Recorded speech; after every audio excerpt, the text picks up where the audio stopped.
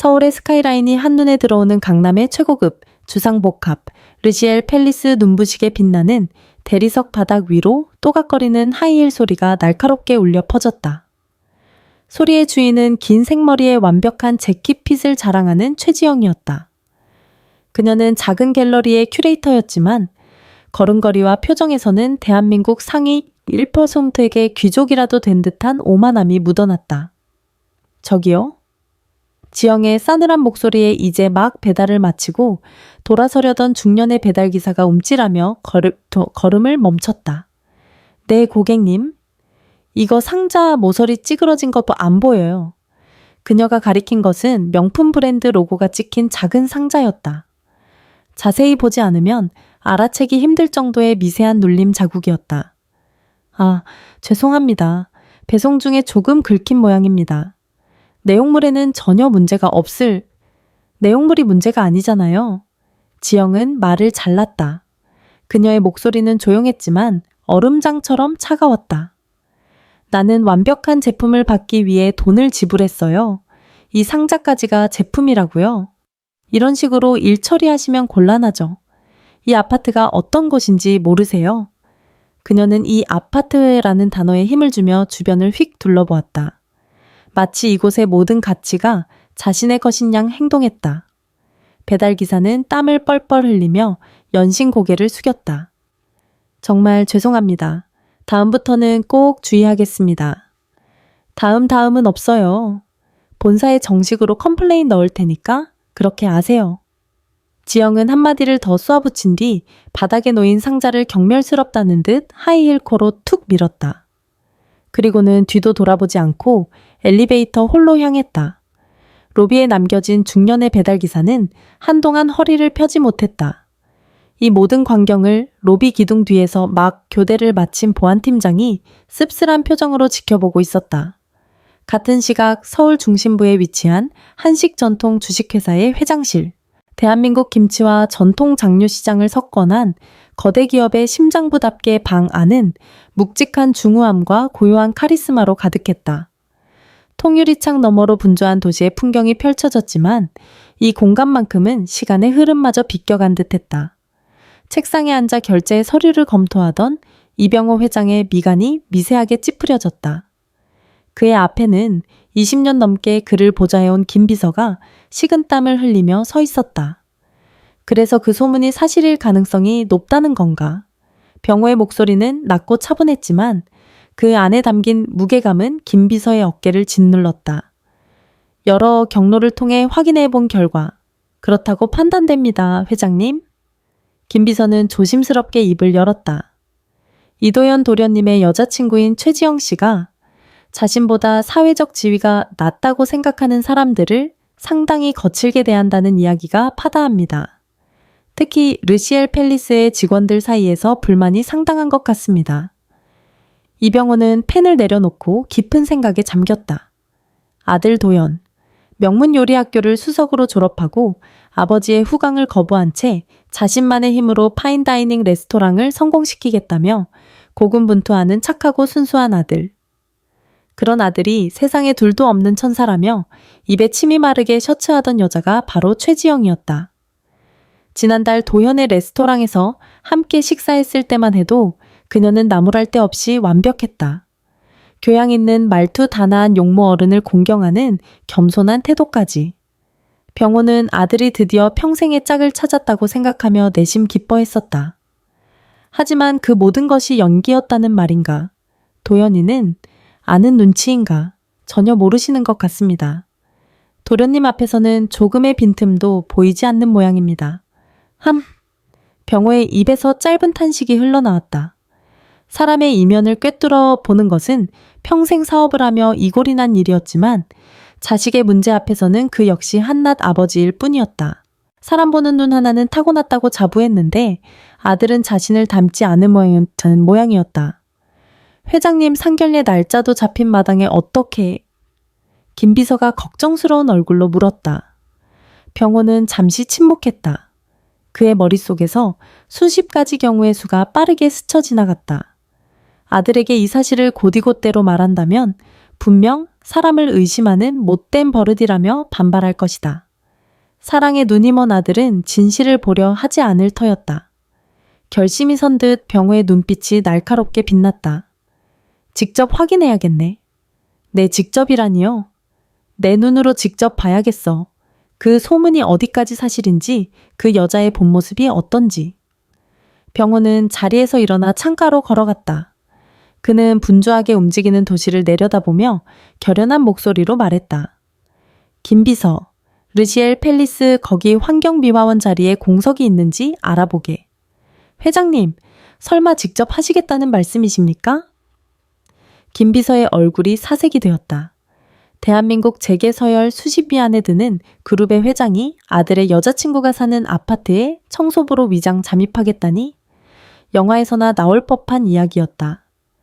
그래야 가장 가까이서 가장 정확하게 볼 수 있지 않겠나. 내가 회장이라는 사실을 모를 때 힘없는 늙은이로 보일 때 그 사람의 진짜 얼굴이 나올 테니. 하지만 너무 위험합니다. 만약 신분이 알려지기라도 하면 도연이의 인생이 걸린 일이야. 병호는 단호하게 말을 끊었다. 그의 목소리에는 아들을 지키기 위한 아버지의 비장함이 서려 있었다.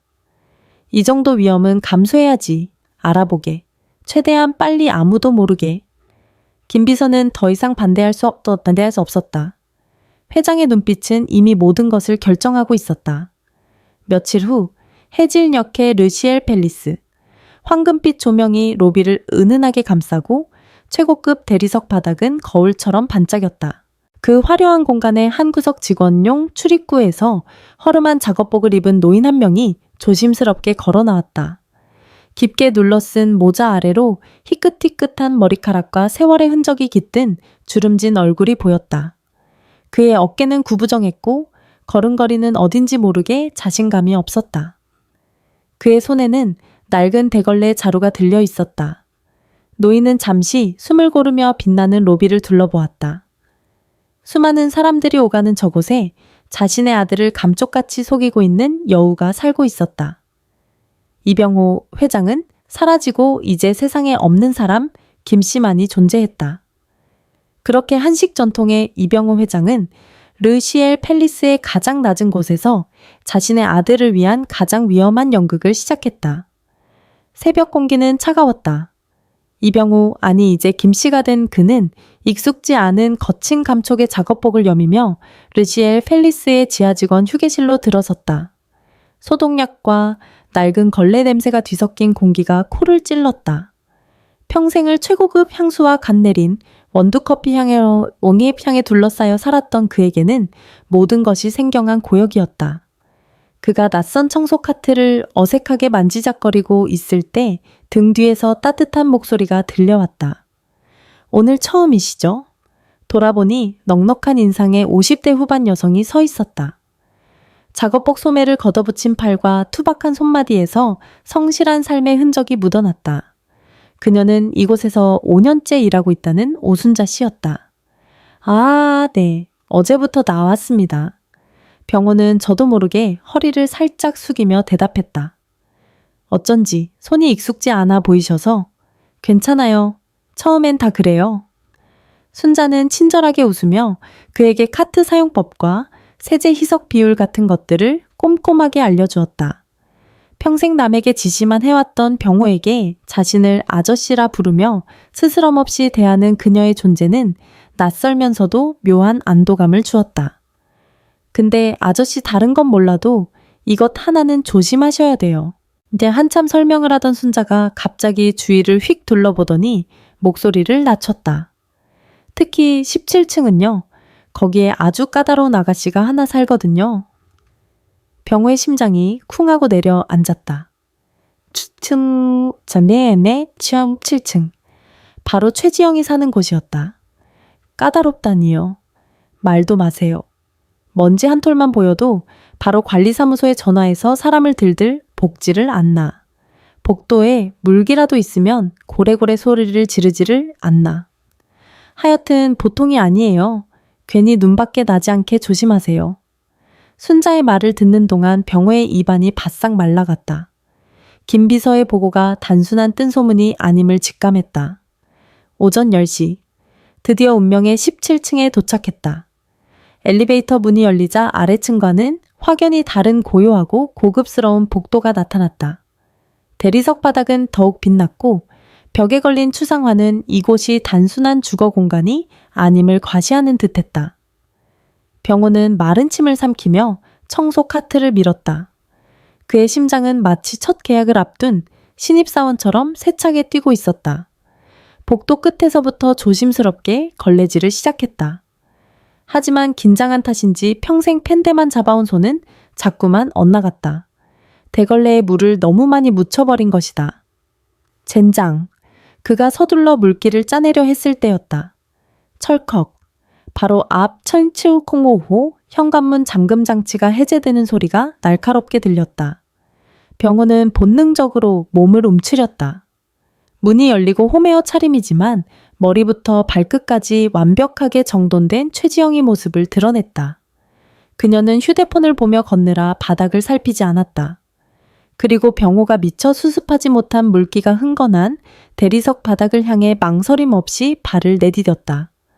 어머, 미끄러운 바닥에 중심을 잃은 지영이 휘청거렸다. 그녀의 비명은 짧았지만 복도 전체를 얼어붙게 만들기엔 충분했다. 다행히 넘어지지는 않았지만 그녀가 아끼는 명품 슬리퍼 앞코가 젖어버렸다. 그녀의 시선이 휴대폰에서 바닥으로 그리고 마침내 허름한 작업복 차림의 병호에게로 향했다. 그 눈에는 일말의 온기조차 없었다. 이게 뭐예요? 얼음장 같은 목소리였다. 죄송합니다. 바로 닫겠습니다. 병호는 황급히 고개를 숙였다. 아들 앞에서 상냥하게 웃던 그 얼굴은 온데간데 없었다. 분노와 경멸로 일그러진 낯선 여자의 얼굴만이 그를 압도했다. 죄송하다고요. 지금 제가 미끄러져서 넘어질 뻔한 거 안 보여요. 이런 간단한 것도 제대로 못하세요. 목소리는 점점 더 날카로워졌다. 마침 옆집 문이 살짝 열리며 한 주민이 빼꼼 고개를 내밀었다. 지영은 그 시선을 의식했지만 부끄러워하기는커녕 오히려 목소리를 더 키웠다. 연세가 어떻게 되세요? 나이만 드셨지 하시는 일은 왜 이 모양이에요? 모욕적인 말이 비수처럼 날아와 병호의 가슴에 박혔다. 국회의원도 장관도 감히 그에게 이런 식으로 말한 적이 없었다. 하지만 그는 지금 이병호 회장이 아니었다. 그는 이름 없는 청소부 김씨였다. 그는 주먹을 꽉 쥔 채 치밀어 오르는 분노를 억지로 삼켰다. 정말 죄송합니다. 답답하네. 정말 비켜요. 지영은 병호를 거칠게 밀치고 엘리베이터 버튼을 눌렀다. 병호는 그 자리에 못 박힌 듯 서서 굴욕감을 곱씹었다. 바로 그때였다. 띠리리링 경쾌한 벨소리가 정적을 깨뜨렸다. 지영의 휴대폰이었다. 그녀는 발신자를 확인하자마자 언제 그랬냐는 듯 순식간에 표정을 바꿨다. 분노로 가득 찼던 얼굴에 화사한 미소가 번지고 얼음 같던 목소리는 꿀처럼 달콤하게 녹아내렸다. 도연 씨. 그 목소리를 듣는 순간 병호는 온몸의 피가 차갑게 식는 것을 느꼈다. 응, 나 지금 막 나가려던 참이었어. 별일 없어 그럼. 보고 싶다. 우리 도연 씨는 목소리도 어쩜 이렇게 멋있을까. 마치 마법 같았다. 조금 전까지만 해도 한 노인에게 악담을 퍼붓던 악녀는 사라지고 사랑하는 연인의 전화에 애교를 부리는 사랑스러운 여자만이 서 있었다. 응, 무슨 일이냐고. 아니야, 아무 일도 없었어. 아주 조용해. 아무 일도 없었다라는 그녀의 능숙한 거짓말이 병호의 귀를 후벼 팠다. 딩동. 엘리베이터 문이 열렸다. 지영은 통화를 계속하며 안으로 들어섰다. 닫히는 문틈으로 그녀의 웃음소리가 새어나왔다. 문이 완전히 닫히고 복대는 다시 정적이 흘렀다. 이병호는 멍하니 그 자리에 서 있었다. 바닥에 흥건한 더러운 물, 그리고 방금 전까지 울려 퍼지던 지영의 두 개의 목소리. 그는 비로소 깨달았다. 아들이 사랑에 빠진 것은 천사가 아니었다. 그것은 완벽한 가면을 쓴 소름 끼치도록 무서운 괴물이었다. 가면의 첫 번째 균열이 그의 눈앞에서 선명하게 드러난 순간이었다. 17층 복도에서의 충격적인 경험은 밤새도록 이병호의 머릿속을 떠나지 않았다. 아들 앞에서 보여주었던 천사 같은 얼굴과 힘없는 노인 앞에서 드러낸 악마 같은 얼굴. 두 개의 얼굴이 번갈아 떠오르며 그의 잠을 방해했다. 어쩌면 그날따라 유독 기분이 좋지 않았던 것일 수도 있지 않을까 하는 신락 같은 희망을 애써 품어보려 했지만 이성적으로는 그것이 그녀의 본 모습에 가깝다는 것을 알고 있었다. 다음 날 병호의 얼굴은 밤새 겪은 마음고생으로 수척해져 있었다. 그는 평소보다 더 깊이 모자를 눌러쓰고 묵묵히 청소에만 몰두했다. 점심시간 직원 휴게실 구석 벤치에서 차가운 편의점 도시락을 먹고 있을 때였다. 동료인 오순자 씨가 걱정스러운 얼굴로 다가와 그의 옆에 앉았다. 아저씨 어제 무슨 일 있으셨죠? 17층 그 아가씨한테 안 좋은 소리 들으셨어요? 병호는 쓰게 웃으며 고개를 저었다. 아닙니다. 그냥 제가 실수를 좀 해서. 에이, 말 안 해도 알아요. 그 아가씨 성질 한번 터지면 온 동네가 떠나가는데. 어제 아저씨 얼굴이 영 안 좋으시더라고요. 순자는 따뜻한 보온병을 열어 그에게 종이컵에 담은 옥수수 수염차를 건넸다. 이거라도 한 잔 드세요. 속상할 땐 따뜻한 게 최고예요. 따뜻한 온기가 손끝을 통해 가슴까지 전해졌다. 병호는 진심으로 고마움을 느끼며 차를 한 모금 마셨다. 근데 그거 아세요? 순자가 주변을 한번 살피더니 비밀스러운 목소리로 말했다. 그렇게 성질이 못된 아가씨 남자친구는 또 세상에 그런 신사가 없어요. 남자친구 말입니까? 네, 가끔 오는데 어찌나 셔츠하고 예의가 바른지 몰라요. 저희 같은 사람들한테도 꼭 먼저 와서 고생 많으십니다 하고 인사를 건넨다니까요. 어떨 땐 음료수도 사다 주고요. 그러니 더 신기하죠. 어떻게 저런 사람이 저런 여자랑 사귀는지. 아들에 대한 칭찬에 가슴 한편이 뿌듯해졌지만 동시에 더 큰 슬픔이 몰려왔다. 순수한 아들이 저런 여자에게 철저히 이용당하고 있다는 생각에 심장이 아려왔다. 그 남자분은 여자친구의 저런 모습을 모를까요? 병호가 힘겹게 물었다. 당연히 모르죠. 순자가 손사래를 쳤다. 그 남자분 앞에선 완전 딴 사람이 된다니까요. 조신하고 착하고 말 한마디를 해도 어찌나 예쁘게 하는지. 아주 그냥 연기를 해요, 연기를. 여우가 따로 없다니까. 연기라는 단어가 비수처럼 날아와 병호의 심장에 박혔다. 이것은 단순한 성격 문제가 아니었다. 철저히 계산된 행동이었다. 그날 오후 병호는 지하 분리수거장에서 재활용품을 정리하고 있었다. 온갖 잡동사니들이 뒤섞여 악취를 풍기는 그곳은 화려한 르시엘 팰리스에 감춰진 이명과도 같았다. 그때 익숙한 하이힐 소리가 계단을 따라 점점 가까워졌다. 병호는 반사적으로 산더미처럼 쌓인 폐지더미 뒤로 몸을 숨겼다. 최지영이었다. 그녀는 한 손에는 작은 쓰레기 봉투를 들고 다른 한 손으로는 휴대폰을 귀에 댄 채 통화하고 있었다. 엄마 나야. 목소리 톤으로 보아 상대는 그녀의 어머니인 듯했다. 응, 잘 지내지. 근데 엄마 나 진짜 대박 터트릴지도 몰라. 지영은 쓰레기를 종류별로 신경질적으로 던져 넣으며 목소리를 낮췄다. 병호는 숨을 죽였다. 이도현 씨 말이야, 그 사람 아버지? 그냥 부자인 줄만 알았는데 한식 전통 이병호 회장이래. 우리나라 김치시장 휘어잡고 있는 그 회사 내가 인터넷으로 다 찾아봤는데 재산이 정말 어마어마하더라.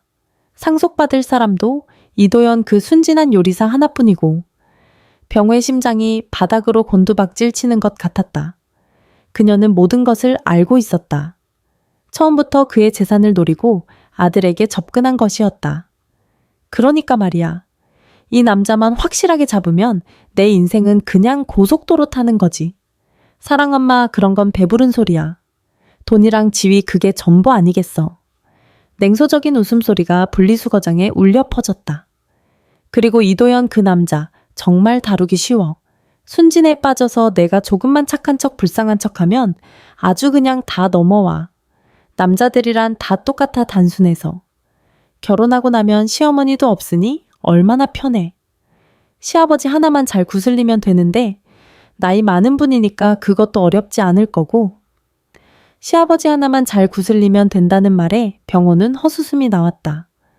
지금 자신의 정체를 꿈에도 모른 채 미래의 시아버지를 이렇게 평가하고 있다니.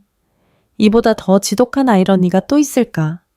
아무튼 나 정말 잘했지. 엄마 이도영 같은 순진한 바보를 낚았잖아. 호호호호. 그 순간 병호의 가슴 속에서 무언가가 완전히 무너져 내렸다. 순진한 바보? 자신이 세상에서 가장 아끼는 아들을 사랑한다고 말하는 여자의 입에서 저런 끔찍한 단어로 불리는 것을 듣고 있어야 했다. 분노를 넘어선 처절한 슬픔이 온몸을 휘감았다. 엄마, 잠깐만 누가 오는 것 같다. 이따 다시 전화할게. 지영은 서둘러 통화를 끊고 계단을 올라갔다. 한참 동안 병호는 폐지 더미 뒤에서 움직일 수 없었다. 다리에 힘이 풀려 주저앉을 것만 같았다. 그녀의 목소리가 그 단어 하나하나가 날카로운 유리 조각이 되어 머릿속을 헤집고 다녔다. 이제 확실해졌다. 그는 비틀거리며 자리에서 일어났다. 눈에는 신락 같던 희망 대신 차가운 결의가 서렸다. 이건 내 아들의 인생을 구하기 위한 전쟁이다. 단순히 아들에게 말로 전해서는 안 된다. 아들이 믿지 않을 것이다. 아니, 믿고 싶어 하지 않을 것이다. 아들의 눈으로 직접 보게 해야 한다. 그녀의 완벽한 가면이 벗겨지는 순간을 그 잔인한 진실을 스스로 목격하게 해야만 한다. 병호는 결심했다. 이제 단순한 관찰은 끝났다. 그는 이제부터 치밀한 증거를 수집하는 사냥꾼이 될 것이다. 그는 조용히 관리사무소장인 김상철을 찾아갔다. 평소 성실하고 강직하기로 소문난 사람이었다. 이 전쟁에는 믿을 만한 조력자가 필요했다. 그날 저녁 이병호는 관리사무소장실의 문을 두드렸다. 김상철 소장이라는 낡은 명패가 보였다. 그는 한솔마을에서 15년 넘게 근무한 베테랑으로 입주민들 사이에서도 강직하고 책임감 강하기로 평판이 자자했다. 병호는 지난 며칠간 그를 유심히 지켜보며 도움을 청할 만한 인물인지 가늠해 두었다. 어쩐 일이십니까, 김 선생님? 김 소장은 야간 근무 서류를 정리하다 말고 안경을 고쳤으며 병호를 맞았다. 소장님, 잠시 드릴 말씀이 있습니다. 병호는 문을 닫고 그의 앞에 마주 앉았다. 그리고는 최대한 말을 아끼면서도 진실의 일부를 털어놓았다. 개인적인 사정으로 한 사람의 본 모습을 꼭 확인해야 할 일이 있는데 그 대상이 바로 1705호의 최지영이라고. 그러기 위해서는 그녀가 다른 사람들을 대하는 모습을 담은 객관적인 증거가 필요하다고. 김 소장은 처음에는 의아한 표정으로 듣고만 있었다. 일개 청소부가 입주민을 뒷조사하려 한다는 오해를 살 수도 있는 민감한 이야기였다. 김 선생님, 제가 왜 이런 무리한 부탁을 드리는지 묻지 말아 주십시오. 다만 한 젊은이의 인생이 걸린 중요한 일이라는 것만 알아주셨으면 합니다. 는 병호의 목소리에는 절박함과 함께 범접할 수 없는 무게감이 실려 있었다. 김 소장은 그의 깊고 흔들림 없는 눈빛을 보며 침을 삼켰다. 평범한 노인에게서 나올 수 있는 눈빛이 아니었다. 잠시 고민하던 김 소장이 마침내 입을 열었다. 사실 최지영 씨 때문에 저희 직원들이 그동안 마음고생이 심했습니다. 그 역시 최지영의 오만하고 무례한 태도에 대해 익히 알고 있었던 것이다. 택배기사에게 고함을 치는 일, 야간 경비원에게 반말을 하며 하대하는 일 청소 상태를 트집 잡아 인격적으로 모욕하는 일 등 피해 사례는 셀 수 없이 많았다. 알겠습니다. 제가 도울 수 있는 선에서 돕겠습니다. 김 소장의 허락이 떨어지자 병호는 마음이 한결 놓였다. 그는 다음날 아침 오순자 씨에게도 조심스럽게 같은 부탁을 했다. 순자 씨는 어제 17층에서 있었던 일을 이미 다른 동료에게 전해 들었다며 자신의 일처럼 분개했다. 그 아가씨 혼쭐이 좀 나야 돼요. 걱정 마세요, 아저씨. 제가 두 눈 부릅뜨고 지켜볼 테니까.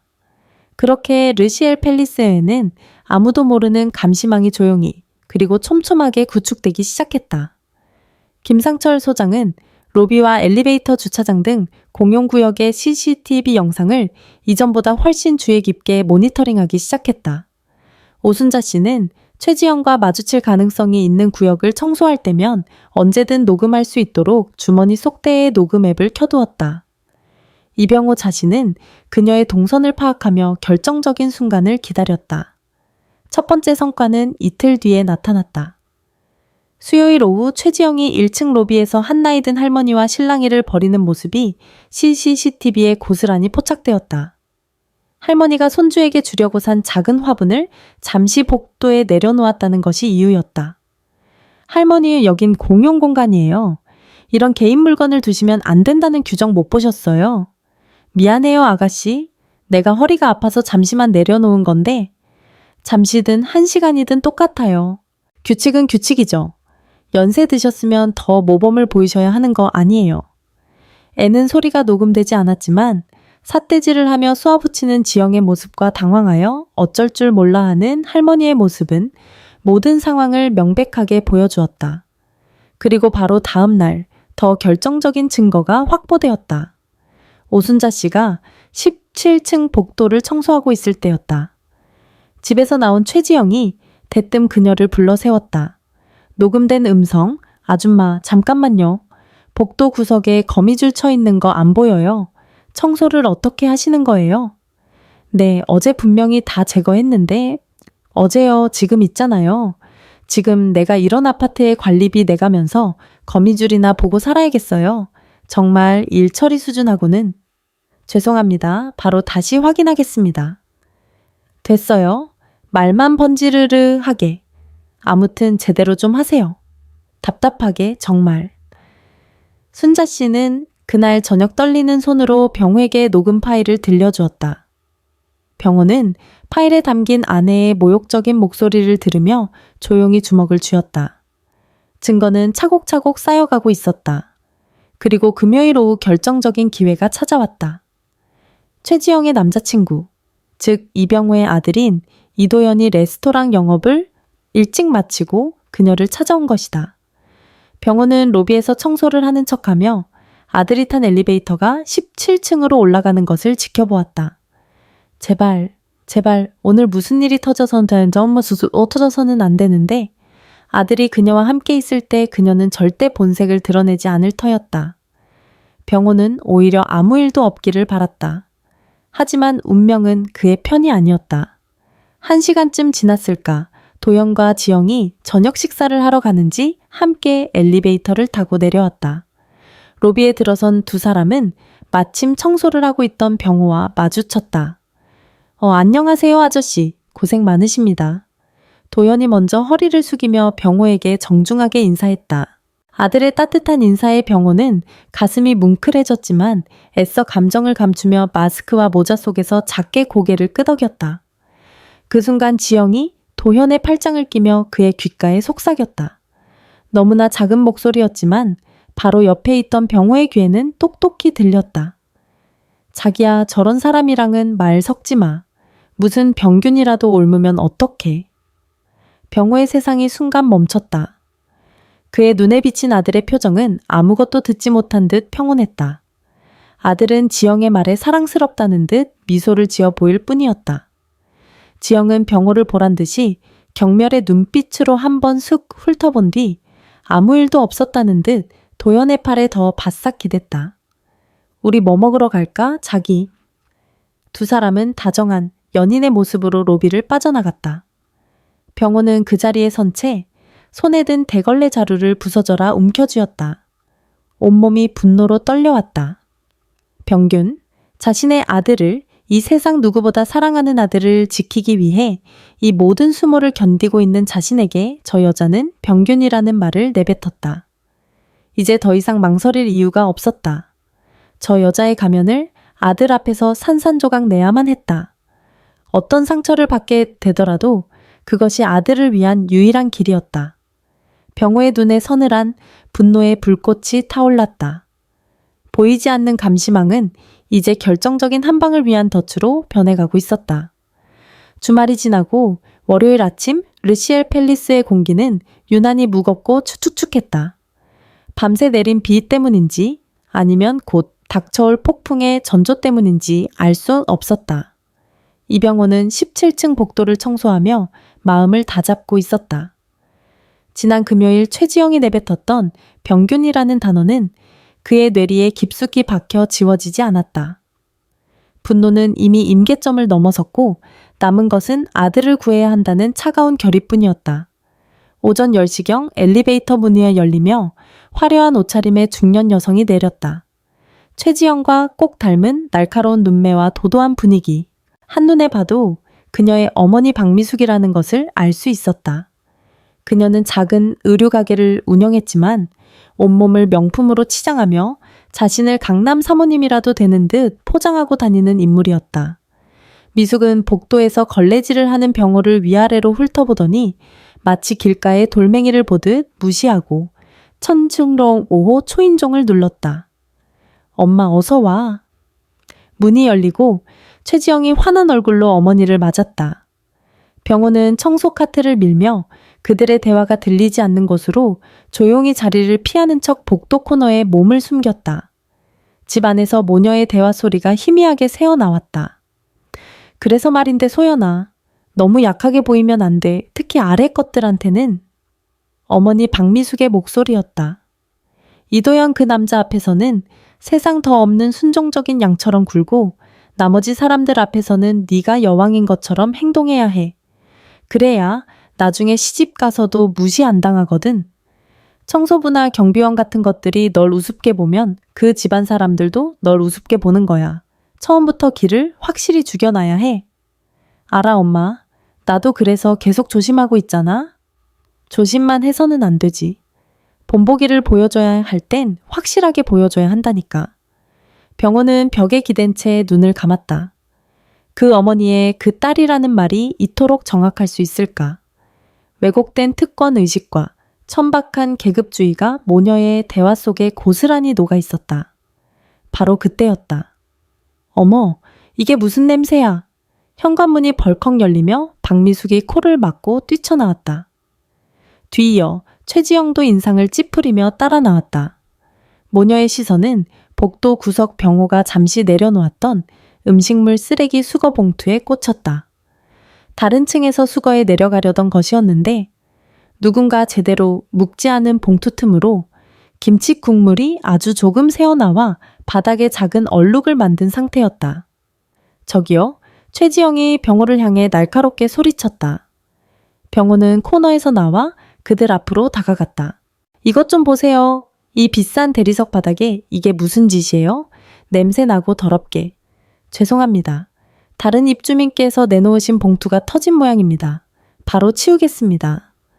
병호가 허리를 숙여 얼룩을 닦으려 했다. 하지만 지영은 그의 앞을 막아섰다.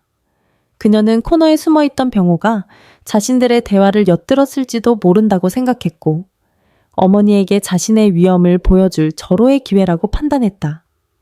치우기만 하면 다예요. 당신 같은 사람들 때문에 이 아파트 품격이 떨어지는 거 아니에요.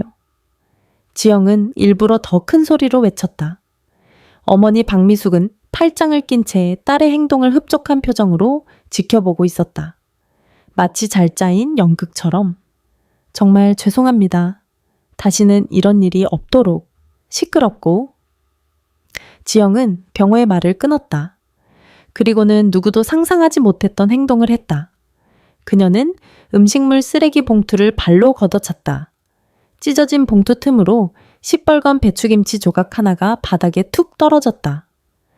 그녀는 망설임 없이 허리를 숙여 김치 국물로 미끌거리는 그 배추김치 조각을 맨손으로 집어들었다. 병호는 불안한 예감에 뒷걸음질 치려 했다. 하지만 너무 늦었다. 짝세상에서 가장 모욕적인 소리가 17층 복도를 가득 메웠다.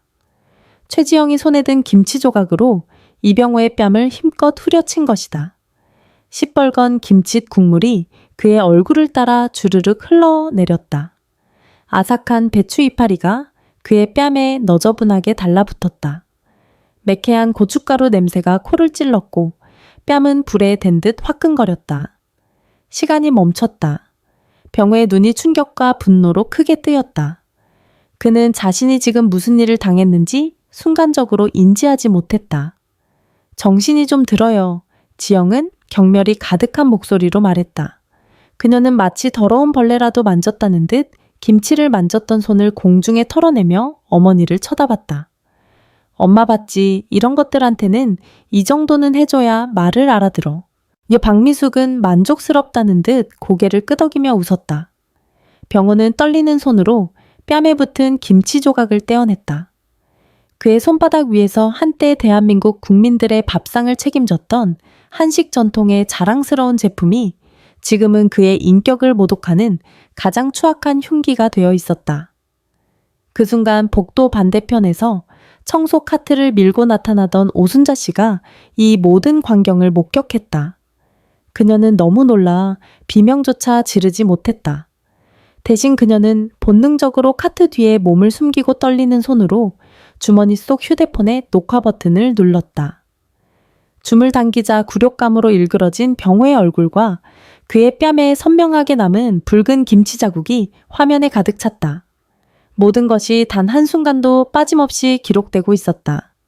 17층 복도 모욕의 시간은 영원처럼 길게 느껴졌다. 이병호는 뺨을 타고 흐르는 김치 국물의 끈적하고 불쾌한 감촉을 느끼며 망연자실 서 있었다. 최지영과 그녀의 어머니, 박미숙은 승리자처럼 당당하게 집 안으로 사라졌고 현관문이 쾅 닫히는 소리는 그의 심장에 박히는 마지막 대못 같았다. 아저씨 괜찮으세요? 모든 상황이 끝나고 나서야 오순자 씨가 하얗게 질린 얼굴로 달려왔다. 그녀의 손에는 아직 녹화 중인 휴대폰이 들려 있었다. 병호는 아무 대답도 하지 못했다. 아니, 할 수가 없었다. 억지로 세워뒀던 이성의 둑이 무너져 내리고 있었다. 그는 비틀거리며 근처 비상계단으로 향했다. 순자 씨가 걱정스럽게 뒤따랐다.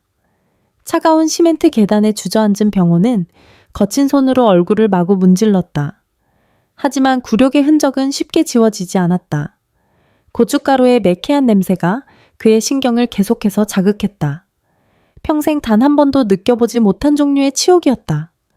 돈으로도 권력으로도 씻어낼 수 없는 인간으로서의 존엄성이 송두리째 짓밟힌 느낌. 그때였다. 그의 어깨가 가늘게 떨리기 시작했다. 처음에는 작은 흐느낌이었지만 이내 억눌렀던 감정이 뚝 터진 강물처럼 쏟아져 나왔다. 대한민국 재계를 호령하던 거인 이병호 회장은 온데간데 없었다. 그곳에는 오직 상처 입고 고통스러워하는 한 늙은 아버지의 처절한 오열만이 계단참을 가득 메웠다. 그것은 단순히 모욕감 때문만은 아니었다. 자신의 아들이 목숨보다 사랑하는 아들이 저런 악마 같은 여자를 위해 순정을 바치고 있다는 사실이 그의 심장을 갈기갈기 찢어놓았다. 아들을 지켜주지 못했다는 자책감, 그리고 앞으로 아들이 받게 될 상처에 대한 예감이 뒤섞여 걷잡을 수 없는 슬픔으로 몰아쳤다. 아저씨, 이걸 어쩌면 좋아요? 순자 씨는 어쩔 줄 몰라 하며 그의 등을 조심스럽게 토닥였다. 그녀는 주머니에서 손수건을 꺼내 건네냈지만 그는 고개를 들지 못했다. 한참을 울던 병호가 마침내 고개를 들었을 때 그의 눈은 핏발이 서 있었다. 아주머니. 그의 목소리는 눈물에 젖어 심하게 갈라져 나왔다. 방금? 그거 찍으셨습니까? 네. 네, 여기? 순자 씨는 떨리는 손으로 휴대폰을 건넸다. 화면 속에는 조금 전에 끔찍했던 상황이 생생하게 담겨 있었다. 최지영의 잔인한 표정, 모욕적인 말, 그리고 김치가 그의 뺨에 부딪히는 순간까지. 병호는 영상을 말없이 내려다보았다. 그의 눈물 젖은 눈동자에 분노와 슬픔을 넘어선 차가운 무언가가 이글거리기 시작했다. 그는 영상을 자신의 휴대폰으로 전송했다. 이것은 이제 단순한 증거가 아니었다. 아들의 영혼을 구하기 위한 전쟁의 가장 강력한 무기였다. 그날 오후 병호는 일을 일찍 마치고 집으로 돌아왔다. 하지만 강남의 화려한 펜트하우스가 아닌 평범한 공원 벤치에 앉아 한참 동안 멍하니 시간을 보냈다. 그는 떨리는 손으로 휴대폰을 들어 아들 도연에게 전화를 걸었다. 몇 번의 신호음 끝에 밝은 아들의 목소리가 들려왔다. 아버지, 웬일이세요? 도연아. 병호는 목소리가 떨리지 않도록 온 힘을 다해 감정을 억눌렀다. 그냥 목소리 듣고 싶어서 전화했다. 레스토랑은 바쁘고, 네, 저녁 장사 준비해야죠. 그런데 아버지 목소리가 왜 그러세요? 어디 안 좋으세요? 아니다, 괜찮다. 병호는 잠시 말을 멈췄다가 가장 묻기 힘든 질문을 던졌다. 너는 지영이 그 아이가 그렇게 좋으냐? 네, 갑자기 그건 왜요? 도연의 목소리에는 의아함이 묻어났다. 그럼요, 아버지. 지영 씨는 제게 정말 과분한 사람이에요. 얼마나 착하고 마음이 깊은데요. 제 요리를 세상에서 가장 행복한 표정으로 먹어주고 제가 힘들 땐 누구보다 먼저 알아주고 위로해줘요. 저 지영 씨 없는 삶은 이제 상상할 수도 없어요. 아들의 순수한 고백 한마디 한마디가 칼날이 되어 병호의 가슴을 후벼 팠다. 그 모든 것이 거짓이고 영이라는 것을 너는 지금 철저히 기만당하고 있다는 진실을 차마 입 밖으로 꺼낼 수가 없었다. 그래, 알겠다. 이래라. 아비가 방해했구나. 아니에요, 아버지. 전화 주셔서 감사해요. 주말에 한번 찾아뵐게요. 전화가 끊어지고 병호는 휴대폰을 든 채 고개를 떨궜다. 그의 눈에서 또다시 뜨거운 눈물이 흘러내렸다. 이번에는 소리 없는 눈물이었다. 아들의 순수한 믿음이 너무나 아파서 그 믿음을 자신의 손으로 깨뜨려야 한다는 사실이 너무나 고통스러워서 흐르는 아버지의 피눈물이었다. 그는 휴대폰을 다시 켰다. 화면에는 아들이 그토록 사랑해 마지 않는 여자가 늙은 아버지의 뺨을 김치로 후려치는 영상이 선명하게 재생되고 있었다. 병호는 눈물을 닦아냈다. 그의 눈은 이제 더 이상 슬픔으로 젖어 있지 않았다. 아들을 위해서라면 그는 기꺼이 악마가 될 준비가 되어 있었다. 기다려라, 최지영.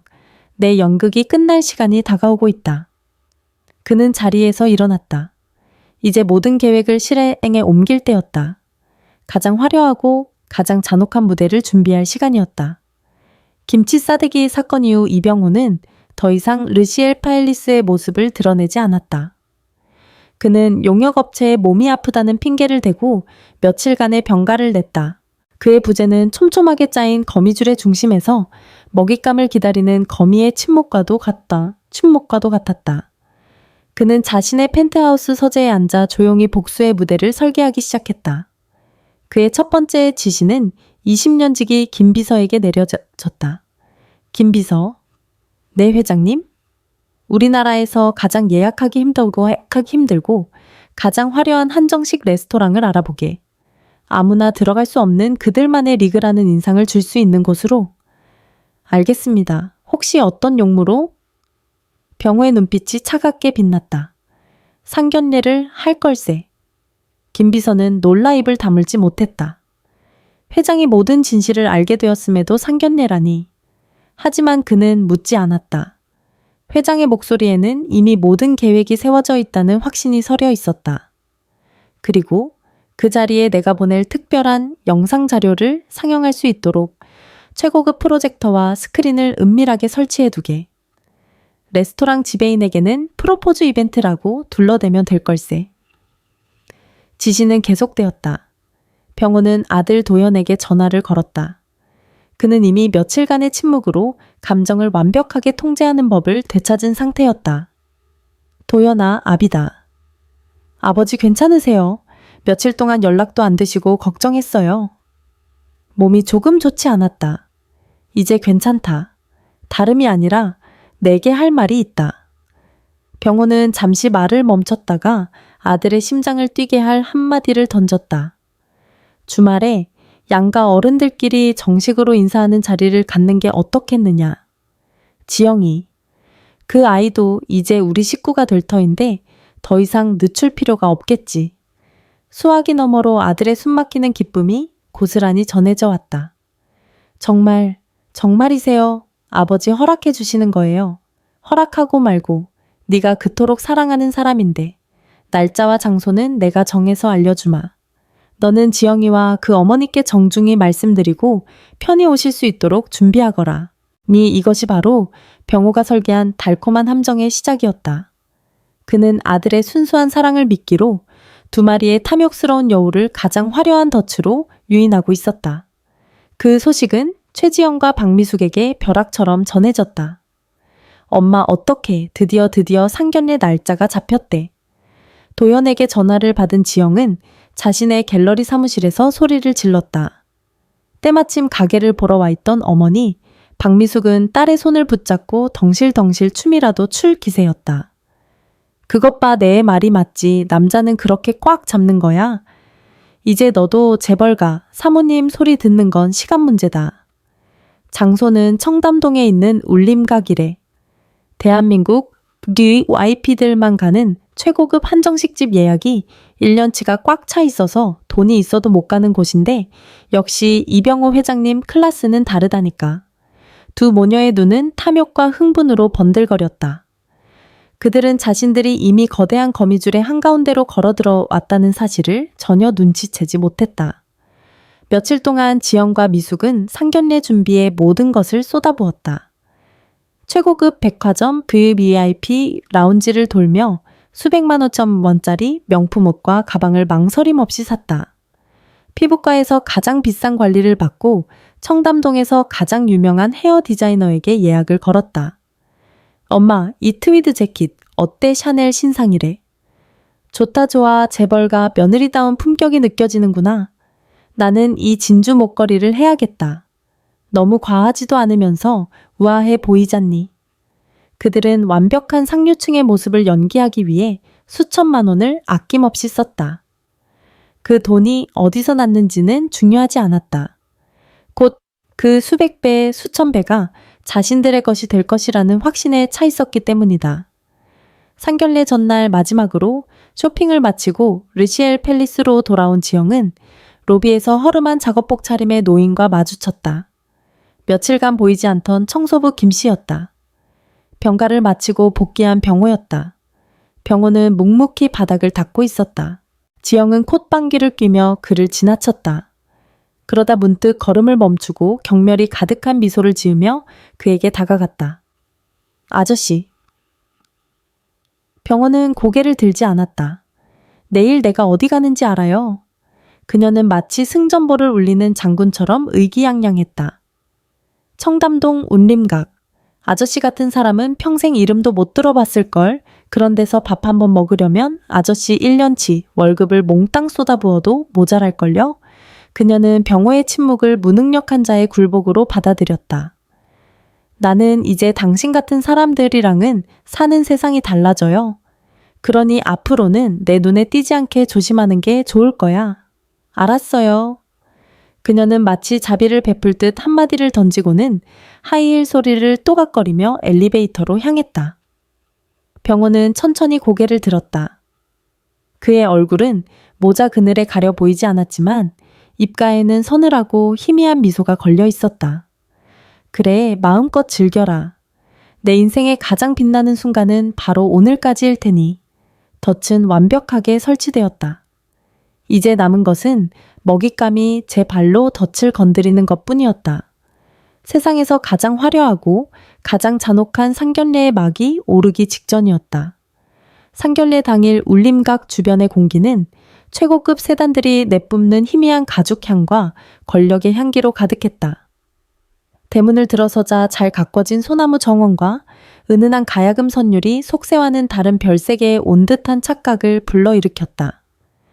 최지영과 박미숙은 약속 시간보다 30분이나 일찍 도착했다.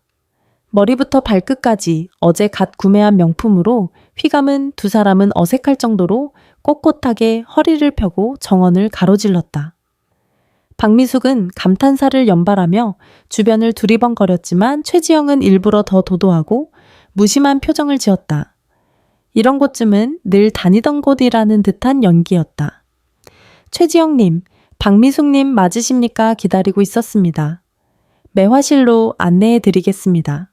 최고급 비단 한복을 차려입은 지배인이 허리를 90도로 굽히며 그들을 맞았다.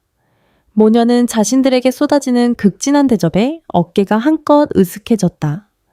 매화실은 울림각에서도 가장 격조 높은 방이었다. 통창으로는 아름다운 정원이 한 폭의 그림처럼 펼쳐져 있었고 방 한가운데 놓인 거대한 자개상 위에는 이미 정갈한 녹그릇들이 세팅되어 있었다. 모든 것이 완벽했다. 자신들의 빛나는 미래를 축복하는 듯했다. 방 안에는 이미 이도현이 도착해 있었다. 그는 평소에 편안한 셰프복이 아닌 잘 다려진 네이비색 정장 차림이었다. 조금 긴장한 듯 보였지만 지영을 보자 얼굴에 환한 미소가 피어올랐다. 지영 씨 어머님, 오셨어요. 정말 아름다우십니다. 호호, 도영 군도 오늘 정말 멋지네. 우리 사위답게 늠름해. 박미숙은 벌써부터 도연을 사위라 칭하며 너스레를 떨었다. 어색하지만 화기애애한 분위기 속에서 세 사람은 자리에 앉았다. 시간이 흘렀다. 제 처음의 설렘과 기대감은 점점 초조함으로 변해가고 있었다. 약속된 시간이 10분, 20분 가까이 지나고 있었지만 오늘의 가장 중요한 인물인 이병호 회장은 모습을 드러내지 않았다. 아버지가 회사에 급한 일이 생기셨나? 도연은 몇 번이나 휴대폰을 확인하며 불안한 표정을 지었다. 그는 아버지께 전화를 걸어보았지만 수화기에서는 전원이 꺼져 있어 음성 사서함으로 연결됩니다. 라는 기계음만 흘러나올 뿐이었다. 괜찮아, 도연씨. 회장님처럼 높으신 분들은 원래 바쁘신 법이야. 우린 괜찮으니까 천천히 오시라고 해. 지영은 애써 미소를 지으며 도연을 안심시켰다. 하지만 테이블 아래로 그녀의 손가락은 초조하게 명품백 손잡이를 만지작거리고 있었다. 혹시 무슨 일이 생긴 건 아닐까 마음이 변하신 건가? 온갖 불길한 상상이 머릿속을 스쳐 지나갔다. 박미숙 역시 겉으로는 태연한 척 찻잔만 매만지고 있었지만 입술은 바싹 타들어 가고 있었다. 다 된 밥에 코 빠뜨리는 격이 될까봐 속이 까맣게 타들어가는 심정이었다. 방 안의 공기가 점점 무겁게 가라앉았다. 화기애애했던 처음의 분위기는 온데간데였고 어색한 침묵만이 세 사람을 짓눌렀다. 창밖의 가야금 소리마저 이제는 신경질적인 소음처럼 들렸다. 바로 그때였다. 드르륵 굳게 닫혀있던 매화실의 육중한 미닫이 문이 소리를 내며 천천히 아주 천천히 열리기 시작했다. 세 사람의 시선이 일제히 문으로 향했다. 심장이 멎을 듯한 긴장감이 방 안을 감쌌다. 드디어 올 것이 왔다고 모두가 생각했다. 도연은 자리에서 벌떡 일어날 준비를 했다. 지영과 미숙은 자신도 모르게 옷매무새를 가다듬고 가장 완벽한 미소를 얼굴에 장착했다. 대한민국 재계의 거물, 미래의 시아버지이자 자신들의 인생을 바꿔줄 구원자의 등장이었다. 문이 활짝 열렸다. 그리고 문틈으로 모습을 드러낸 사람. 세 사람의 얼굴에서 모든 표정이 사라졌다. 시간은 영원처럼 멈췄고 방 안의 모든 소리가 사라졌다. 그곳에 서 있는 사람은 최고급 맞춤 정장을 입은 재벌 회장이 아니었다. 희끗희끗한 머리 깊게 눌러쓴 낡은 모자, 얼룩덜룩한 흔적이 남은 허름한 청색 작업복. 어깨는 구부정했고 손에는 때가 낀 목장갑이 들려 있었다. 르시엘 팰리스의 이름 없는 청소부. 바로 김씨였다. 도연은 눈을 비볐다. 자신이 헛것을 보고 있다고 생각했다. 지영과 미숙은 심장이 바닥으로 곤두박질 치는 것을 느꼈다. 왜 저 사람이 여기에 어떻게 청소부 김씨, 즉 이병호는 아무 말 없이 방 안으로 성큼 들어섰다. 그의 얼굴에는 그늘이 져 표정을 읽을 수 없었다. 하지만 그의 느리고 묵직한 발걸음 소리는 마치 사형 집행을 알리는 북소리처럼 세 사람의 심장을 세차게 두드렸다. 폭풍이 마침내 그 모습을 드러낸 순간이었다. 정적. 숨막히는 정적이 매화실을 지배했다. 세상의 모든 소리가 사라진 듯 오직 세 사람의 거친 심장 소리만이 들리는 듯 했다. 허름한 작업복 차림의 이병호는 방 한가운데 우뚝 서서 얼어붙은 세 사람을 차례로 둘러보았다. 그의 시선은 그늘진 모자 아래에서도 형형하게 빛나고 있었다. 가장 먼저 정신을 차린 것은 최지영이었다. 그녀의 얼굴에서 당혹감은 순식간에 분노와 짜증으로 바뀌었다. 이 신성하고 중요한 자리에 감히 더러운 청소부가 발을 들여놓았다는 사실에 참을 수 없는 모욕감을 느꼈다. 아저씨? 그녀의 목소리는 칼날처럼 날카로웠다. 지금 여기가 어디라고 함부로 들어와요? 당신 같은 사람이 올 곳이 아니잖아요. 당장 나가지 못해요. 박미숙도 딸을 거들었다. 이봐요. 경비 안 부르고 뭐 해요. 이런 사람 하나 제대로 관리 못하고 울림각 수준이 이것밖에 안 됐나. 두 모녀는 고래고래 소리를 지르며 마치 벌레를 쫓아내듯 손사래를 쳤다. 하지만 이병호는 미동도 하지 않았다. 그는 오직 한 사람 자신의 아들인 이도현만을 뚫어지게 바라보고 있었다. 아버지, 도현의 입에서 믿을 수 없다는 듯한 목소리가 흘러나왔다. 그는 눈앞의 광경을 이해할 수 없었다. 왜 아버지가 저런 모습으로 여기에? 아니, 그보다 왜 지영과 장모님이 아버지께 저런 끔찍한 말을? 혼란스러운 생각들이 머릿속에서 뒤엉켰다. 아버지라니 도현 씨 제정신이야. 저런 지저분한 늙은이가 왜 당신 아버지야? 지영은 도현의 말을 부정하며 악을 썼다. 그때 이병호가 입을 열었다. 그의 목소리는 낮고 조용했지만 방 안의 모든 소음을 잠재울 만큼 무겁고 서늘했다. 내가 이 아파트에서 청소부로 일하면서 모든 것을 지켜보았다. 그는 김 씨의 목소리로 말했다. 젊은 아가씨가 힘없는 배달기사에게 어떻게 고함을 치는지 나이든 할머니에게 어떻게 삿대질을 하는지, 그리고 병호의 시선이 지영에게 고정되었다. 자기보다 나이 많은 청소부에게 병균이라 속삭이며 그 뺨을 김치로 후려치는 모습까지도. 김치라는 단어가 나오는 순간 지영과 미숙의 얼굴이 새하얗게 질렸다. 그들만이 아는 비밀스러운 악행이었다. 어떻게 저 남자가? 무슨 소리를 하는 거야 이 영감탱이가. 박미숙이 당황하여 더듬거리며 소리쳤다. 내 말이 믿기지 않겠지. 병호는 품 안에서 작은 리모컨을 꺼내 들었다. 그리고 방 한쪽 벽을 향해 버튼을 눌렀다. 위잉! 숨겨져 있던 스크린이 벽을 따라 스르륵 내려왔다. 뒤이어 설치된 프로젝터에서 한 줄기 빛이 뿜어져 나오며 스크린 위에 선명한 영상을 비췄다. 첫 번째 영상은 르시엘 팰리스 로비의 CCTV 화면이었다. 최지영이 관리소 직원들에게 고함을 치고 할머니와 실랑이를 벌이는 모습이 소리 없이 재생되었다. 이게 뭐야? 지영의 목소리가 떨리기 시작했다. 영상은 계속되었다. 그리고 화면은 지하 분리수거장으로 바뀌었다. 음성 파일이 재생되었다. 이 남자만 확실하게 잡으면 내 인생은 그냥 고속도로 타는 거지. 사랑 엄마, 그런 건 배부른 소리야. 이도현 같은 순진한 바보를 낚았잖아. 호호호. 자신의 목소리가 방 안에 울려 퍼지자 지영은 숨을 쉴 수 없었다. 그녀는 도현을 쳐다보았다. 도현은 스크린과 지영, 그리고 작업복 차림의 아버지를 번갈아 보며 온몸을 사시나무처럼 떨고 있었다.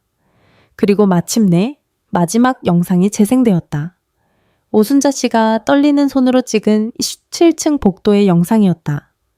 화면 가득 최지영이 시뻘건 김치 조각을 들고 병호의 뺨을 후려치는 모습이 슬로우 모션처럼 너무나도 선명하게 재생되었다.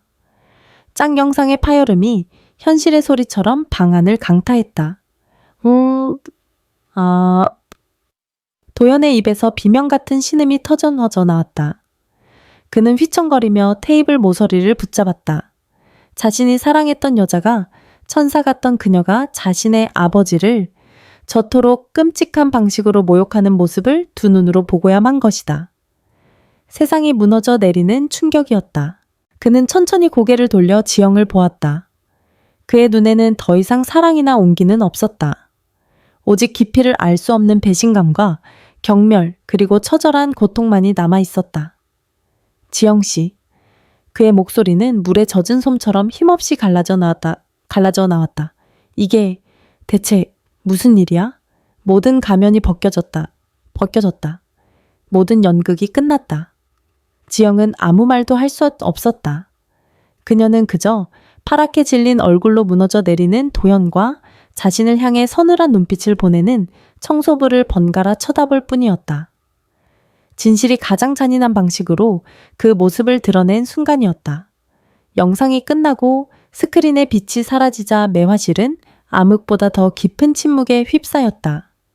최지영과 박미숙은 마치 유령이라도 본 사람들처럼 핏기 하나 없는 얼굴로 그 자리에 얼어붙어 있었다. 그들의 머릿속에서 울리던 탐욕의 교향곡은 굉음과 함께 멈춰 섰다. 이병호는 천천히 쓰고 있던 낡은 모자를 벗었다. 희끗희끗하지만 단정하게 정리된 머리 깊은 주름 속에 숨겨져 있던 날카로운 눈매. 그늘에 가려졌던 얼굴이 방 안의 은은한 조명 아래 온전히 드러났다. 그것은 더 이상 힘없는 청소부 김씨의 얼굴이 아니었다. 대한민국 경제신문 한 면에서 수없이 보았던 수많은 경쟁자들을 떨게 만들었던 한식 전통 이병호 회장의 얼굴이었다. 이제 내가 누구인지 알겠소. 그의 목소리는 더 이상 어눌한 노인의 것이 아니었다. 수십 년간 수만 명의 직원을 호령해 온 제왕의 목소리 낮고 조용했지만 뼛속까지 파고드는 위험이 담겨 있었다. 회장님. 박미숙의 입에서 기어들어가는 듯한 신음이 새어나왔다. 그녀는 방금 전까지 자신이 영감탱이라 부르며 악을 썼던 상대가 누구인지 깨닫고 온몸의 피가 역류하는 듯한 공포를 느꼈다. 상황을 완전히 파악한 최지영의 눈동자가 미친 듯이 흔들렸다. 퍼즐 조각이 맞춰지고 있었다. 청소부 아버지 회장. 이 모든 것이 하나의 끔찍한 진실을 가리키고 있었다. 자신이 저지른 모든 악행의 대상이 바로 미래의 시아버지였고 자신이 그토록 경멸했던 그 노인이 바로 이 거대한 부의 주인이었다는 사실을. 안 돼. 그녀의 이성이 마비되는 순간 생존 본능이 그녀의 몸을 움직였다. 쿵! 최지영이 자개상 앞에 무릎을 꿇었다. 조금 전까지의 도도함은 온데간데 없었다. 그녀는 이병호를 향해 필사적으로 머리를 조아렸다. 회장님, 제가 죽을 죄를 지었습니다. 제가 잠시 제정신이 아니었습니다. 제발 용서해 주십시오. 그녀의 울음 섞인 애원은 처절했다. 옆에서 넋을 잃고 있던 박미숙도 정신을 차리고 딸의 옆에 따라 무릎을 꿇었다. 회장님, 저희 딸이 아직 어려서 철이 없어서 그랬습니다. 이 어미가 잘못 가르친 죄입니다. 부디 이 못난 어미를 보시고 한 번만 선처를 베풀어 주십시오. 두 모녀는 바닥에 이마가 닿도록 엎드려 빌었다. 값비싼 명품 옷들이 구겨지고 완벽하게 세팅했던 머리가 헝클어지는 것도 아랑곳하지 않았다. 지금 그들에게 남은 것은 오직 무너져 내린 인생을 붙잡으려는 처절한 몸부림 뿐이었다. 하지만 이병호의 눈에는 일말의 동정심도 없었다. 그는 차갑게 그들을 내려다볼 뿐이었다. 진짜 심판은 다른 곳에서 내려졌다. 그만. 얼음처럼 차가운 목소리. 모두의 시선이 목소리의 주인에게로 향했다. 테이블을 붙잡고 서 있던 이도연이었다. 그의 얼굴은 눈물과 땀으로 범벅이 되어 있었지만 눈빛만은 죽은 사람처럼 공허하고 차가웠다. 그는 무릎 꿇고 있는 최지영을 한때 자신의 세상의 전부였던 여자를 내려다보았다. 일어나 지영씨. 도연씨, 내가 잘못했어. 정말이야. 나 당신 정말 사랑해. 지영은 마지막 동아줄이라도 잡듯 도연의 바짓가랑이를 붙잡으려 했다. 탁! 도연은 그녀의 손을 뿌리치듯 한 걸음 뒤로 물러섰다. 그 작은 움직임에 지영의 심장이 멎는 듯했다. 사랑 긁듯 도연은 헛웃음을 터뜨렸다. 그 웃음소리는 우는 것보다 더 슬프고 처절하게 들렸다. 당신 입에서 이제 그 말이 더럽게 들려. 그는 천천히 하지만 모든 글자에 칼날 같은 힘을 실어 말했다. 오늘 여기서 우리 끝냅시다. 안 돼, 도연씨, 제발. 기회를 한 번만 줘. 내가 다 고칠게. 기회. 도연의 눈에서 마침내 뜨거운 눈물이 흘러내렸다. 내 아버지를 당신이 병균이라 부르고 영감탱이라 모욕하고 그 얼굴에 더러운 김치를 던졌어. 당신은 나에게 기회를 달라고 말할 자격조차 없어. 그는 자신의 손가, 이시 자켓 안주머니에서 작은 벨벳 케이스를 꺼냈다. 그가 지영에게 프러포즈하기 위해 준비했던 반지였다. 그는 케이스를 열어보지도 않고 그대로 바닥에 무릎 꿇고 있는 지영의 발치에 던져버렸다. 툭! 작지만 무거운 소리가 방 안에 울려 퍼졌다. 그것은 그들의 관계에 그리고 지영의 인생에 내려진 사망 선고와도 같았다. 이병호는 아들에게 다가가 그의 어깨를 말없이 감싸 안았다. 그는 더 이상 아무 말도 하지 않았다. 아들이 스스로 내린 고통스러운 결정을 지지하고 그의 상처를 보듬어주는 것만이 아버지가 할 일이었다. 그는 아들을 부축하며 몸을 돌렸다. 그리고 방을 나가기 전 마지막으로 한마디를 남겼다. 한식 전통의 가치는 가장 평범하고 낮은 곳에 있는 것들을 존중하는 마음에서 시작돼요. 두 사람은 평생 그 의미를 이해하지 못할 거요. 드르륵 쾅. 미닫이 문이 열리고 두 부자가 떠난 뒤 다시 굳게 닫혔다. 매화실에는 값비싼 음식 냄새와 두 여자의 절망적인 흐느낌만이 남았다. 화려하게 차려진 자개상은 이제 그들의 무너져 내린 욕망의 재단처럼 보였다. 최지영은 바닥에 떨어진 반지 케이스를 멍하니 바라보았다. 손만 뻗으면 닿을 거리에 있었지만 그것은 이제 그녀가 영원히 가질 수 없는 신기루가 되어버렸다. 완전한 몰락이었다. 한순간의 연민도 한 조각의 동정도 없는 가장 화려한 밤 무대 위에서 펼쳐진 가장 비참한 종말이었다. 울림각에서의 지옥 같던 상견례가 끝난 후 한 달이라는 시간이 흘렀다. 그 한 달은 이도연에게 억겁처럼 긴 시간이었다. 처음 며칠간 그는 레스토랑 문을 닫고 집안에 틀어박혀 술로 밤을 지새웠다. 사랑했던 모든 순간이 거짓이었다는 사실, 믿었던 사람의 배신이 남긴 상처는 생각보다 깊고 고통스러웠다. 웃음소리 함께 나눴던 대화 미래를 약속했던 순간들이 독이 든 칼날이 되어 밤마다 그의 꿈을 헤집어 놓았다. 하지만 그를 더 괴롭혔던 것은 죄책감이었다. 자신이 조금만 더 현명했더라면, 사람을 보는 눈이 있었더라면 아버지가 그런 끔찍한 수모를 겪지 않으셨을 것이라는 자책이 그를 짓눌렀다. 이병호는 그런 아들을 묵묵히 지켜볼 뿐 다그치거나 섣부른 위로를 건네지 않았다. 그저 매일 아침 김 비서를 통해 아들이 전하는 북엇국과 슴슴한 나물 반찬을 문 앞에 놓아두게 할 뿐이었다. 아들이 스스로 상처를 마주하고 이겨낼 시간이 필요하다는 것을 인생의 큰 파도를 넘어본 아버지는 알고 있었다. 일주일이 지났을까? 도연이 먼저 아버지의 펜트하우스를 찾아왔다. 며칠 사이 수척해진 얼굴이었지만 눈빛은 이전보다 한결 단단하고 깊어져 있었다. 두 부자는 말없이 거실 통창 앞에 나란히 서서 서울의 야경을 내려다보았다. 아버지. 도연이 먼저 침묵을 깼다. 죄송합니다. 네가 뭐가 죄송하냐. 제 어리석음 때문에 아버지께서 그런 일을 당하시게 했습니다. 평생 갚아도 못 갚을 죄를 지었습니다. 도연의 목소리가 가늘게 떨렸다. 이병호는 아들의 어깨에 툭 하고 손을 얹었다. 아니다, 아들아. 그의 목소리는 따뜻하고 단단했다. 오히려 아비는 고맙다. 네. 이번 일이 아니었다면 나는 평생 네가 어떤 사람을 사랑하는지, 어떤 마음으로 세상을 살아가는지 깊이 들여다볼 기회가 없었을 게다. 그리고 너는 더 큰 상처를 입었을지도 모르지. 인생에서 수업료를 조금 비싸게 치렀다고 생각하거라. 비싼 만큼 배운 것도 많았을 테니. 아버지의 말에 도연은 참고 있던 눈물을 터뜨렸다. 그것은 더 이상 배신감과 분노의 눈물이 아니었다. 자신의 어리석음을 용서하고 더 큰 사랑으로 품어주는 아버지에 대한 감사와 회한의 눈물이었다. 그날 밤 두 부자는 처음으로 남자 대 남자로 술잔을 기울이며 오랜 시간 이야기를 나누었다. 아들은 아버지의 깊은 사랑을, 아버지는 아들의 성장을 확인했다. 부서진 신뢰의 자리에는 이전보다 훨씬 더 단단하고 끈끈한 유대감이 자리 잡았다. 며칠 후 이병호는 허름한 작업복이 아닌 잘 다려진 캐주얼 정장 차림으로 르지엘 팰리스를 다시 찾았다. 그는 곧장 관리사무소로 향했다. 회장님, 어인일로 여기까지? 김상철 소장은 갑작스러운 그의 등장에 안절부절 못하며 자리에서 벌떡 일어났다.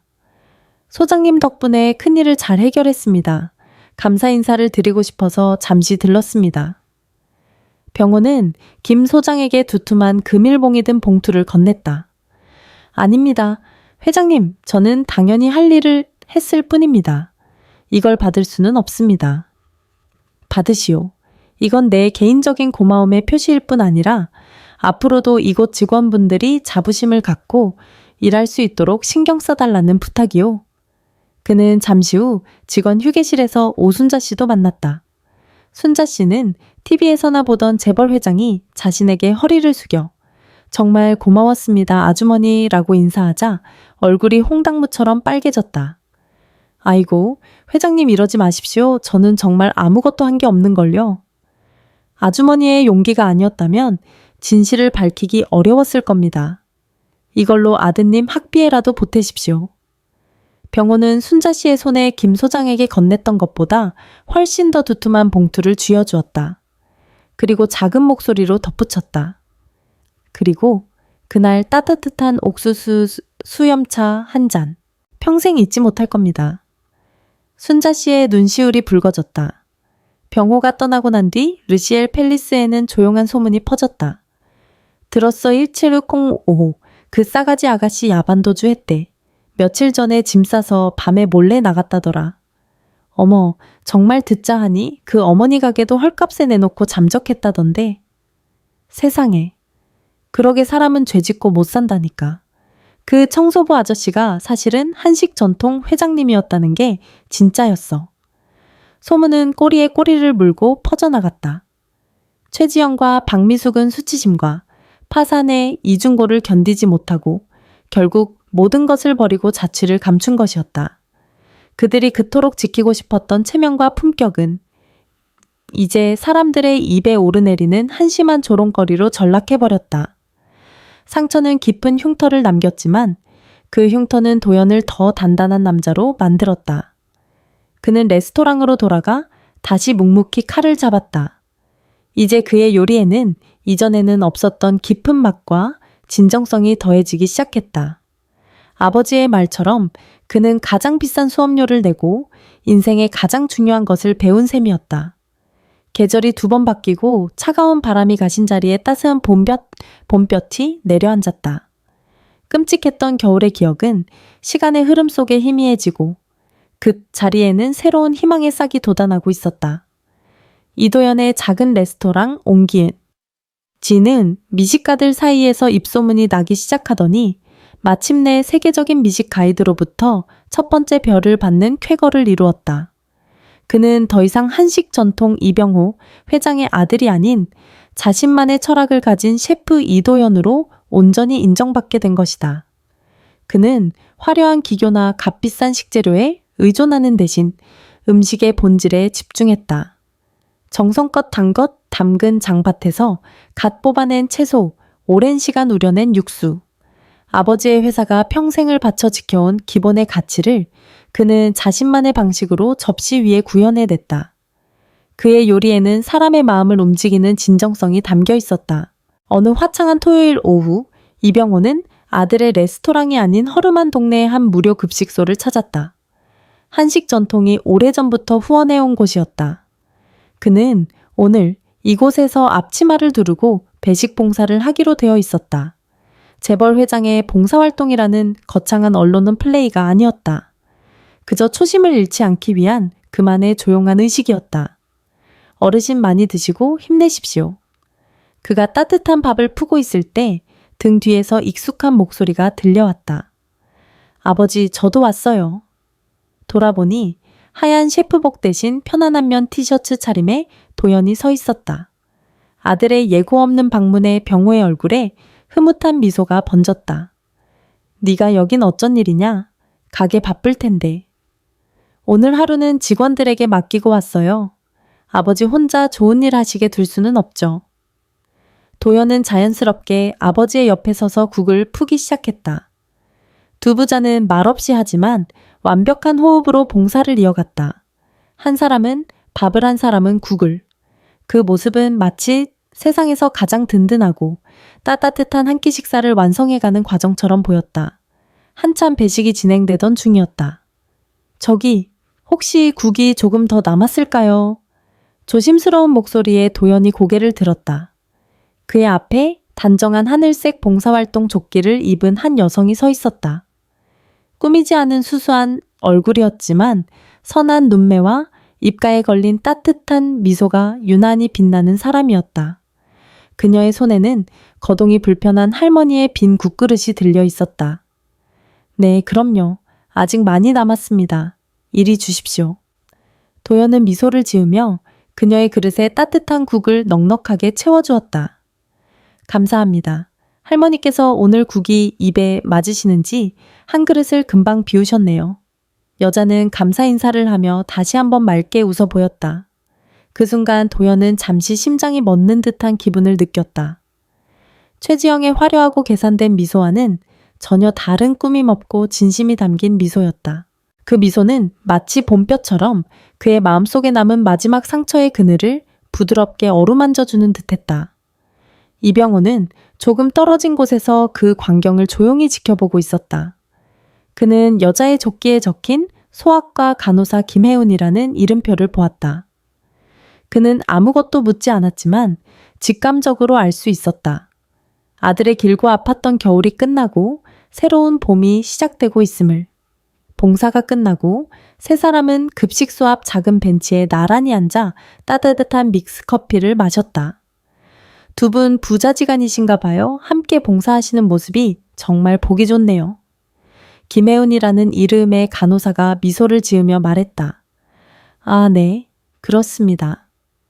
도연은 왠지 모를 쑥스러움에 뒷머리를 긁적였다. 저는 주말마다 가끔씩 와서 일손을 돕고 있어요. 두 분은 오늘 처음 뵙는 것 같은데 아들은 오늘 처음이고 저는 아주 가끔 옵니다. 잊고 있던 것을 다시 배우러요. 이병호가 나지게 말했다. 그의 말에 혜우는 고개를 갸웃했지만 더는 묻지 않았다. 대신 그녀는 도연을 향해 눈을 빛냈다. 혹시 셰프님이세요? 국 푸시는 솜씨가 예사롭지 않던데요. 아, 알아보셨어요? 작은 식당을 하나 하고 있습니다. 어쩐지 국맛이 정말 깊고 따뜻했어요. 단순한 음식이 아니라 마음이 담긴 요리 같았어요.